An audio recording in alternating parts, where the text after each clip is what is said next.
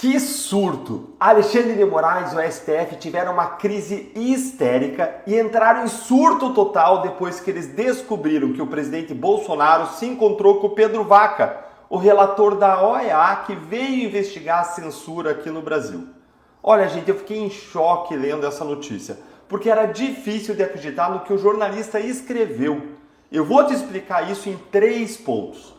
Primeiro, eu vou te mostrar o surto que o Moraes e o STF tiveram. Segundo, eu vou te dizer qual foi a reação absurda deles, praticamente uma ameaça velada ao Bolsonaro. E em terceiro lugar, eu vou mostrar para você como que o STF e a imprensa são hipócritas comparando essa situação com uma outra situação que mostra 2 pesos e 2 medidas de cair o queixo. Então fica aqui comigo até o final. Bora ler aqui essa manchete aí do Metrópolis, do Igor Gadelha. STF reage a denúncias de Bolsonaro contra Moraes à OEA. E senta aí na cadeira, porque o que você vai ler comigo aqui agora é inacreditável. Ministros do STF reagiram nos bastidores às denúncias contra o colega Alexandre de Moraes feita pelo ex-presidente Jair Bolsonaro à Organização dos Estados Americanos. Conforme noticiou Metrópolis na coluna do Paulo Capelli, Bolsonaro denunciou supostas irregularidades cometidas por Moraes durante o encontro com a comitiva da OEA na quinta-feira em Brasília. Olha só, gente, presta atenção nesse começo aí, quando eles falam que os ministros reagiram nos bastidores. Olha aqui, ó, reagiram nos bastidores. Gente, só isso aí já está muito errado. E foi justamente por ser errado reagir que eles fizeram isso nos bastidores, no escurinho do sigilo da fonte jornalística. Bolsonaro é cidadão como qualquer outro. E ele é investigado no STF de forma ilegal e ele tem direito à ampla defesa. Ele pode denunciar quem ele quiser no Supremo para o órgão internacional que ele quiser. Quando o Lula era investigado na Lava Jato, ele fez exatamente isso e fez inúmeras vezes, denunciando a Força Tarefa e o Moro para Deus e o mundo. Vocês alguma vez viram aí notícias como essa dizendo que o Moro ou os procuradores da Lava Jato reagiram nos bastidores contra Lula? Jamais, porque seria errado.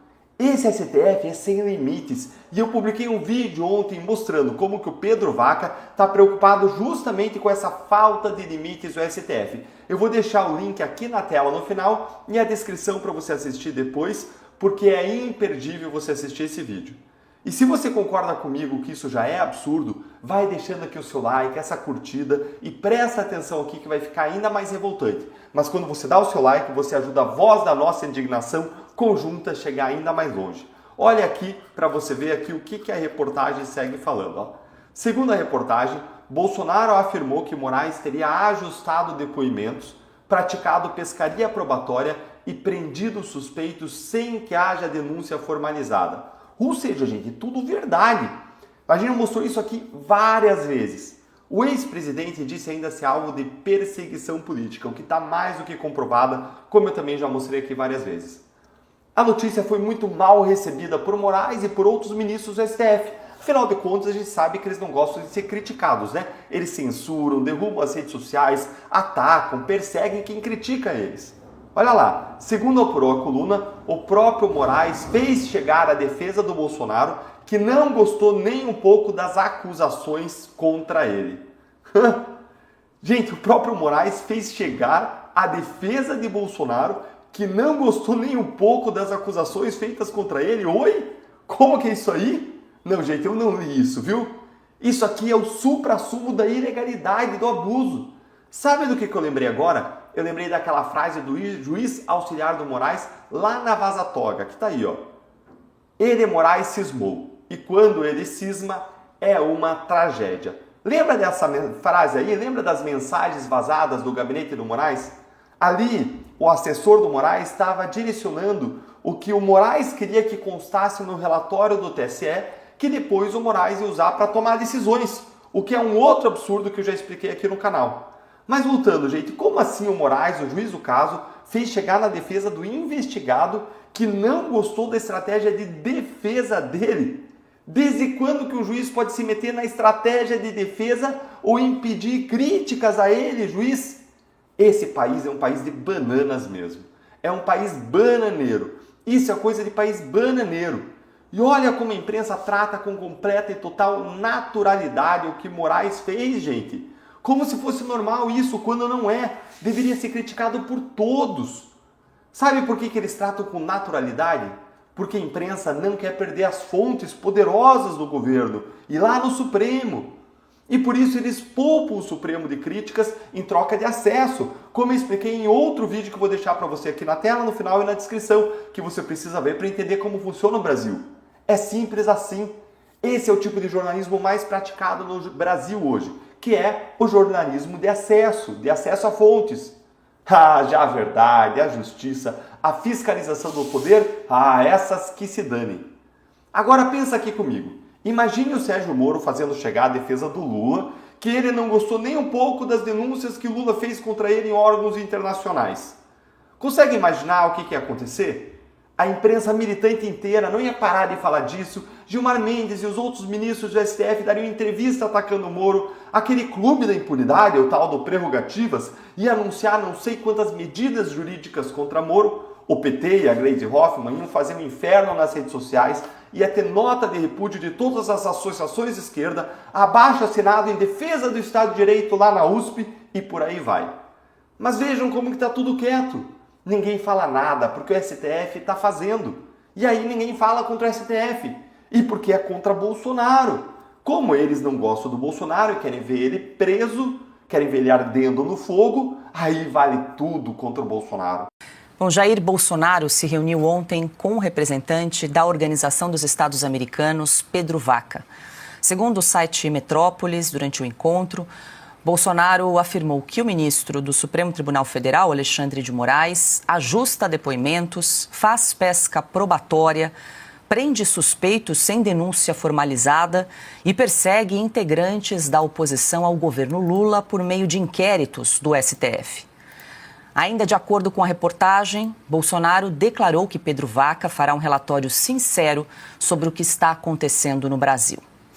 Carlo Cauti, de volta ao estúdio de Oeste Sem Filtro, aqui em São Paulo. Boa noite, seja bem-vindo. Vamos aproveitar os seus conhecimentos em relações internacionais, Cauti, você que é professor desta cadeira, desta disciplina, para falar um pouco sobre os efeitos práticos deste relatório da OEA. Acho que muita gente está se perguntando, essa semana toda aí a gente acompanhou, fez a cobertura aí muito próxima desses encontros que Pedro Vaca teve em Brasília, Rio de Janeiro e hoje também em São Paulo. Agora, conta para a audiência, que acho que muita gente tem dúvida.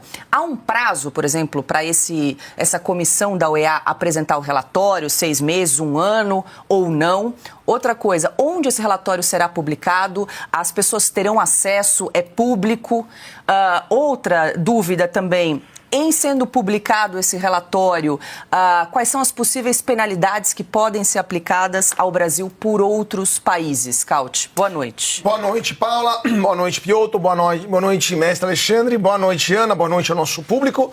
Pois é, a OEA ela não tem um poder de impor alguma coisa para os seus países membros. Uma organização que reúne os Estados americanos já teve um papel muito relevante em denunciar, no passado já denunciou violações dos direitos humanos, abusos da liberdade de expressão. Por exemplo, um dos últimos relatórios sobre a liberdade de expressão produzidos pela OEA foi sobre Cuba. E o relatório, estava dando uma olhada aqui, é de 2022, se não me engano, e o relatório fala justamente que há mais de meio século, Cuba é governada por um regime de partido único e o Estado restringe de forma severa a liberdade de expressão, associação, reunião, etc. Ou seja, a OEA denuncia aquilo que está acontecendo nos vários países onde essa liberdade é coibida. E é muito provável que o representante especial da OEA, o Pedro Vaca Villarreal, que está aqui no Brasil, faça a mesma coisa com o Brasil. Denuncie para os países membros da OEA, ou seja, Estados Unidos, Canadá, Argentina, México, todos os países do continente americano, menos a Venezuela que saiu. E para o mundo inteiro, que no Brasil não temos um Estado democrático de direito, que no Brasil não respeitamos o artigo 13 da Carta da OEA, que prevê que a liberdade de expressão é um direito humano fundamental. Na base disso, os outros países membros da OEA, então os membros da organização, podem tomar as medidas cabíveis. Por exemplo, nenhum país vai querer ter programas de cooperação cultural com um país que tem esse tipo de comportamento, ou cooperação científica, ou cooperação tecnológica, ou, quem sabe, cooperação militar também, porque vai que usa a tecnologia que é transferida para o Brasil censurar os seus jornalistas, os seus cidadãos, etc. Então o Brasil vai começar a sofrer pressões cada vez maiores e, eventualmente, a interrupção de programas importantes até que algo mude no Brasil. Agora, em casos extremos, países membros da OEA foram expulsos da organização, como foi Cuba, por exemplo, depois que se tornou uma ditadura nos anos 50, 60, mas foi um caso muito peculiar e somente porque Cuba também tinha convidado a União Soviética a instalar mísseis em seu território. No caso do Brasil não é tão grave, mas com certeza um relatório como esse pode aumentar a pressão sobre o governo brasileiro, sobre o Supremo Tribunal Federal e eventualmente levar países membros da OEA, como os Estados Unidos, a atuarem contra quem assinou decretos ou documentos que impunham a censura no passado, ou seja, ministros do STF. É por isso também que o entorno do presidente Lula alertou o ministro Alexandre de Moraes: é melhor não viajar para os Estados Unidos, porque ninguém sabe o que pode acontecer lá. Esses documentos ajudam juízes federais americanos a tomar, ou o governo americano, a tomar decisões do caso. E há um prazo para apresentação do relatório? Não tem prazo, mas obviamente, se o representante da OEA foi enviado ao Brasil por livre e espontânea pressão dos Estados Unidos, que pagam metade do orçamento da OEA, ele não vai poder atrasar muito a entrega desse relatório, não pode atrasar demais. Até porque fica feio para ele, o risco dele perder o emprego dele muito bem remunerado é alto e no final das contas, o governo brasileiro tem quanto a mais? 1 ano e meio de vida útil? Depois disso, quem sabe quem vai governar o Brasil, mas ele com certeza vai querer ficar no emprego dele lá na OEA. Então é melhor soltar esse relatório logo. E é público? É público, está no site da OEA. Perfeito. Deixa eu passar aqui para o Alexandre, que na sexta-feira passada, Alexandre, a gente comentava sobre a futura visita do Pedro Vaca ao Brasil. Agora passou-se aí uma semana, quero ouvi-lo. Pedro Vaca se encontrou com parlamentares, com ministros do Supremo Tribunal Federal, hoje com veículos de comunicação. Qual o saldo você faz dessa visita, Alexandre? Bom, eu devo dizer que eu continuo cético. Eu expressei meu ceticismo e continuo cético, né? O Bolsonaro, por exemplo, o ex-presidente Bolsonaro parece que está otimista. Eu gostaria de conversar com o Van Hatten para saber o que ele acha, já que ele está acompanhando todas essas reuniões. Eu sei que ele está levando tudo que foi dito, né? Agora, podia levar só 2 coisinhas, não precisava mais do que isso, só 2, produzidas pelo próprio Supremo. Suficiente, mais do que suficiente. Aquela frase perante a UNE, do presidente do Supremo, que já foi presidente do TSE, da Justiça Eleitoral, né? Eu menciono isso no meu artigo na revista Oeste, né? Nós derrotamos o bolsonarismo. Isso cabe na cabeça de algum europeu, de algum americano, de que um juiz da Suprema Corte diga uma frase dessas? A frase por si só se explica. Ela é altamente eloquente, ela tem todas as informações necessárias. E depois olhar aquilo que o ministro Marco Aurélio Mello chamou de inquérito do fim do mundo, que contém também todos os ingredientes de ilegalidades. Foi baseado num regulamento interno do Supremo que foi derrogado pela Constituição de 88, pelos artigos 127 e 129. A iniciativa cabe ao Ministério Público. Não existe um crime dentro das instalações do Supremo para que houvesse uma suposta investigação administrativa, um inquérito administrativo que não foi. Se tornou um inquérito urbi et orbi, né? E entregou também ilegalmente, não fez nenhum sorteio, não houve nada aleatório, nas mãos do ministro Moraes, que está investigando e processando gente que não tem foro privilegiado, que é da primeira instância, né? Então está tudo irregular. E ele, e o Supremo é supostamente a vítima, é o ofendido. Então, o juiz ofendido, investiga, denuncia, lá no início denunciava, né?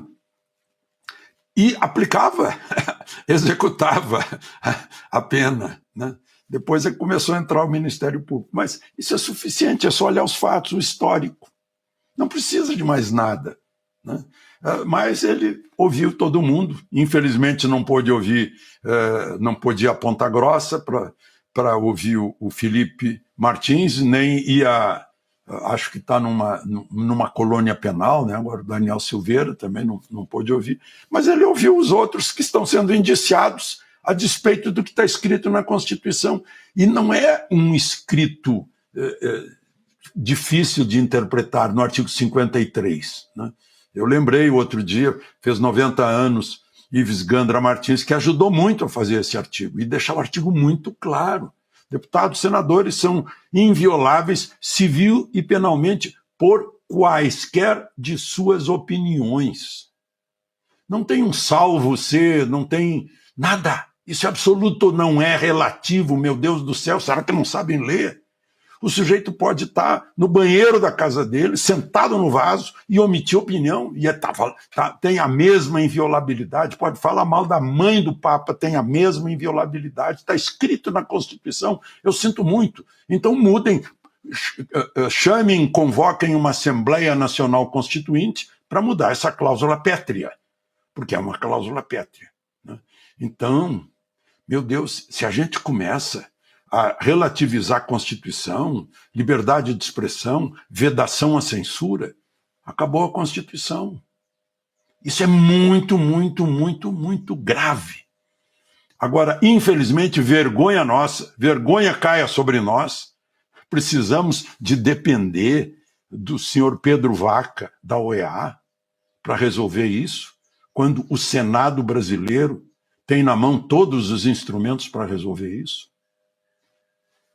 A denúncia de Jair Bolsonaro à Organização dos Estados Americanos, OEA, sobre os supostos abusos do ministro Alexandre de Moraes desencadeou uma reação visceral e antidemocrática no STF, expondo a fragilidade institucional e a intolerância à crítica que permeiam o judiciário brasileiro.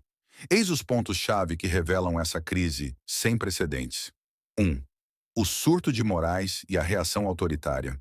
Ao descobrir as acusações de ajuste de depoimentos, pesca probatória e prisões arbitrárias sem denúncia formal, Moraes enviou um recado intimidatório à defesa de Bolsonaro, demonstrando total desrespeito ao direito de defesa e à liberdade de expressão.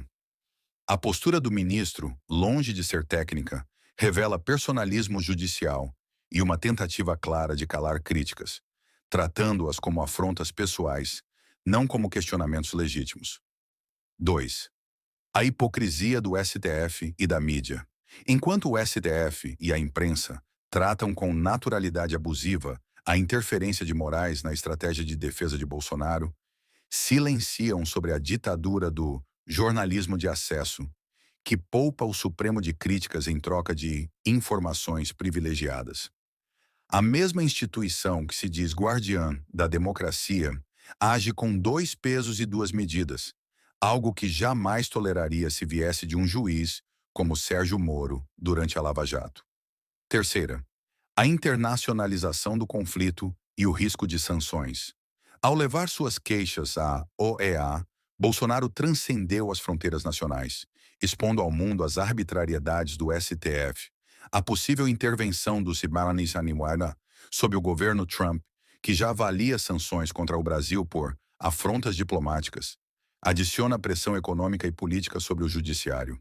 O relatório da OEA, prometido como sincero por Pedro Vaca, pode tornar-se um documento histórico que questiona a imparcialidade de Moraes e a legalidade das investigações. 4. A polarização que alimenta a crise. O embate entre Bolsonaro e o STF reflete a guerra política que divide o Brasil, com o ex-presidente usando a narrativa de perseguição para mobilizar sua base, enquanto o Supremo insiste em se apresentar como defensor da democracia, mesmo à custa de medidas autoritárias. A morte de Clériston Pereira, citada na denúncia à OEA, simboliza o custo humano dessa disputa, com o STF sendo acusado de omissão letal. O 5. O futuro incerto e a luta pelo poder. Enquanto aliados de Bolsonaro apostam na pressão internacional para frear o STF, o ministro Moraes sinaliza que não recuará, ampliando investigações e restrições contra o ex-presidente. A questão central é clara. O STF pode muito, mas não pode tudo. E a sociedade começa a perceber os limites do seu poder. Em síntese, a crise desencadeada pela denúncia à OEA escancara um judiciário que, em nome da defesa da democracia, pisoteia princípios básicos do Estado de Direito. O surto de Moraes não é apenas uma reação a Bolsonaro. É o sinal de um sistema em colapso, que teme a luz da responsabilidade internacional. Enquanto isso, o Brasil assiste mais uma vez ao espetáculo de suas instituições, transformando disputas políticas em batalhas épicas, onde a lei parece servir ao poder, não à justiça. Clique no like, compartilhe e se inscreva no canal. Sua ajuda pode mudar o rumo da nossa nação. Juntos contra a censura.